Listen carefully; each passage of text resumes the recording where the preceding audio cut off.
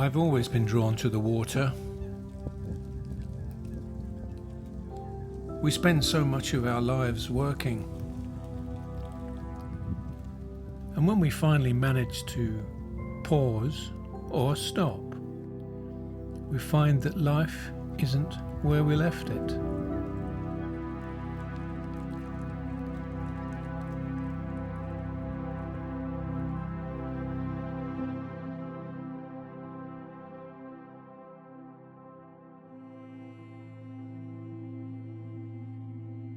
Change. Sometimes it arrives quietly. You're walking familiar ground, a track you've crossed 100 times, when, in a waking moment, something feels different. The gate is still there. The field still lies where it always has done. The oak tree sways. But the air carries another weight. And what once passed unnoticed now asks for attention and care. Change is sometimes mistaken for decline, but it isn't always about things ending. It's about altitude. Margins narrow the way cloud lowers over high ground.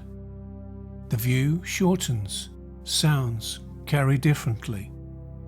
Movements that were once casual now require attention, not because anything is broken, but because the conditions are different. This is where fear often enters, not panic, but a tightening, a hesitation at the threshold, a pause before stepping through and beyond. And yet, this is where judgment matters most, where composure becomes a skill. The ability to stand still in moving air, to hold reference when the wind invites reaction. In nature, this is familiar. Autumn doesn't always announce collapse. Leaves thin, growth pulls back, fields empty. But energy is stored, not lost. What looks like dying back is often preparation, a narrowing that makes space for what is yet to come. This film isn't about forcing progress or recovering what once was.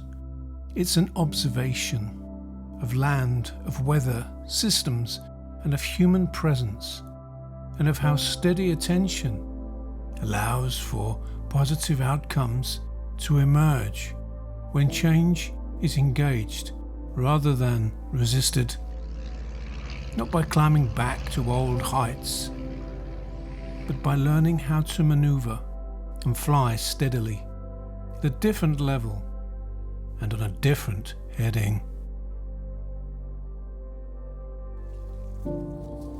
Once the conditions are recognized, life doesn't pause. The days still open and close.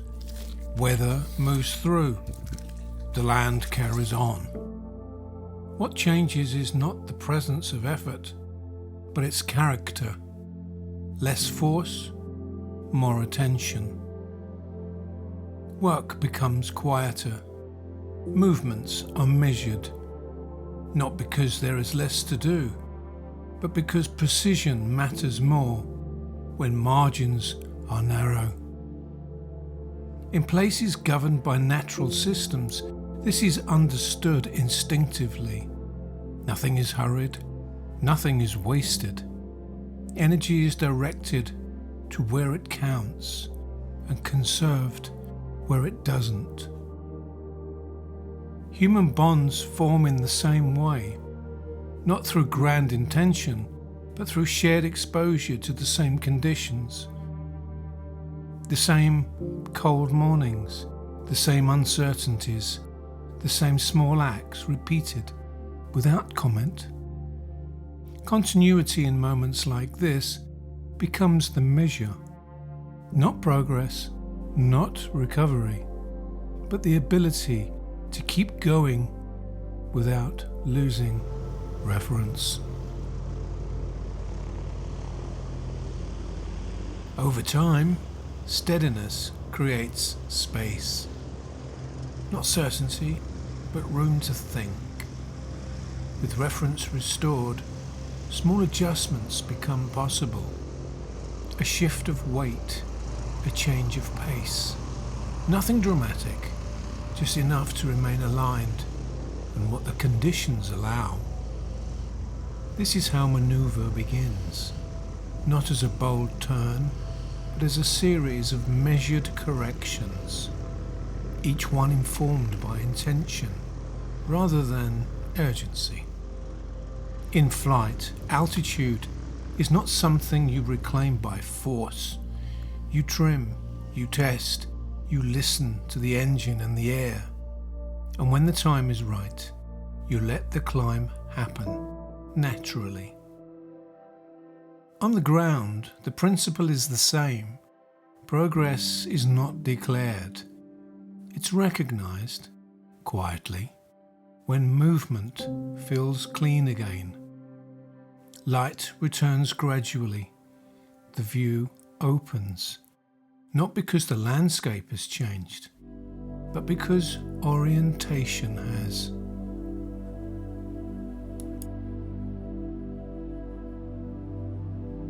From here, nothing needs to be resolved. The work continues in its own time. Days still arrive, weather still moves through. Some paths remain uncertain, others reveal themselves slowly. What matters is not certainty of outcome, but the ability to remain present within changing conditions. To notice what holds, to recognize what no longer does, and to respond without haste when the moment to move appears.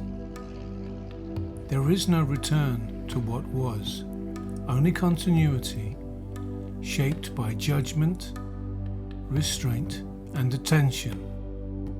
And for now, that is enough.